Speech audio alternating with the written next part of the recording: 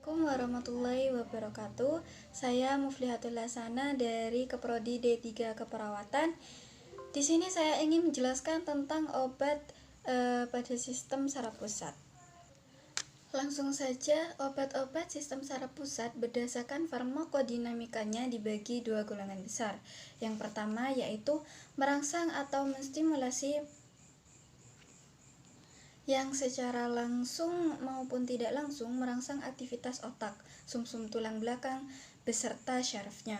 Yang kedua yaitu menghambat atau mendepresi yang secara langsung maupun tidak langsung memblokir proses tertentu pada aktivitas otak, sumsum tulang belakang, dan saraf-sarafnya. Obat yang bekerja terhadap sistem saraf pusat dapat dibagi dalam beberapa golongan. Yang pertama, analgetik sedatif dan non-sedatif. Yang kedua, hipnotik sedatif. Yang ketiga, anestesi umum dan lokal. Yang keempat yaitu psikotropik.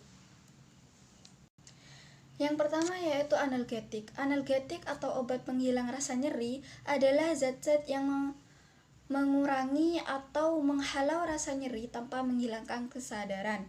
Berdasarkan efek farmakologinya, analgetik dibagi menjadi dua kelompok, yaitu analgetik narkotik dan analgetik perifer atau non-narkotik. Sebelum itu, apa sih itu nyeri? Nyeri yaitu sensasinya tidak menyenangkan yang terjadi bila kita mengalami cedera atau kerusakan pada tubuh kita. Nosisepsi adalah mekanisme di mana stimuli perifer yang dianggap berbahaya. Polimodal adalah tipe neuron sensori perifer utama yang merespon rangsang berbahaya.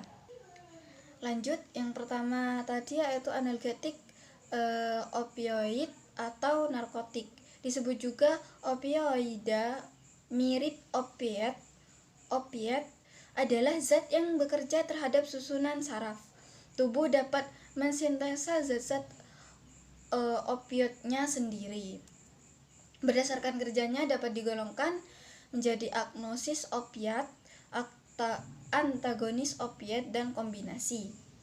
Yang kedua yaitu obat analgesik perifer atau non-narkotik yang terdiri dari paracetamol, salisilat, prostaglandin, devirat-pirozolinon, devirat-antranilat, dan lainnya.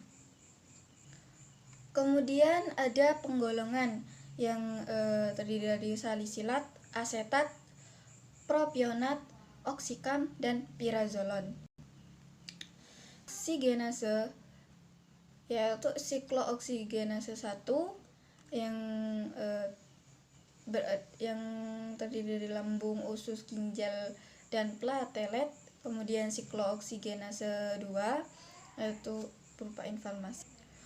Contohnya yaitu aspirin berupa asam asetil salisilat yaitu asetosal, kemudian bawang pohon willow, dan prototipe dari NSAID penghambat non-selektif COX-1 dan COX-2.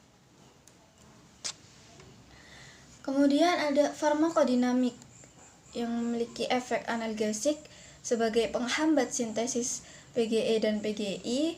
Kemudian efek antipiretiknya untuk memperbaiki fungsi termostat, meningkatkan pengeluaran keringat.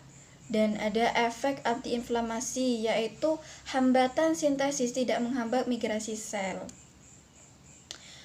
Contoh yaitu para-aminofenol yang berupa phenacetin, acetaminophen, dan acetamilid. Paracetamol digunakan pertama pada tahun 1893 dan efek analgesik dan antiseptik yang berada pada paracetamol. Kemudian ada asam mefenamat yang mempunyai analgesik dan antiinflamasi.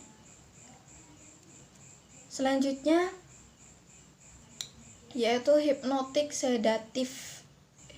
Yang kedua tadi setelah analgesik yaitu sedatif adalah substansi yang memiliki aktivitas moderat, substansi yang dapat memberikan efek mengantuk. Terus hipnotik dan sedatif merupakan obat pendepresi susunan saraf pusat. Obat ini digunakan berhubungan sistem saraf pusat. Yaitu pertama, benzodiazepin, yaitu obat yang memiliki 5 efek farmakologi sekaligus, yakni anesiolisis, sedasi, antikonvulsi, reaksi otot melalui medula spinalis. Keunggulannya yaitu rendahnya tingkat toleransi otot, potensi penyalahgunaan yang rendah. Yang dua yaitu barbiturat. Secara kimia, barbiturat merupakan derivat dari asam barbiturat. Asam barbiturat merupakan hasil reaksi antara ureum dengan asam malonat. Benzodiazepin. Kemudian yang ketiga yaitu golongan obat non barbiturat dan non benzodiazepin, yaitu ada propofol, ketamin, dan zentrometopan, kemudian lain-lain. Contoh yaitu ketamin adalah derivat pensilidin yang menyebabkan disosiatif anestesia yang ditandai dengan disosiasi EEG pada talamokortikal dan sistem limbik. Ketamin larut dalam air. Kemudian ada contoh dextrometropan adalah NMDA antagonis dengan afinitas ringan yang paling sering digunakan sebagai penghambat respon batuk di sentral. Obat ini memiliki efek samping, memiliki efek yang seimbang dengan kodein sebagai antitusif, tetapi tidak memiliki efek analgesik. Sekian penjelasan dari saya, kurang lebihnya mohon maaf. Assalamualaikum warahmatullahi wabarakatuh.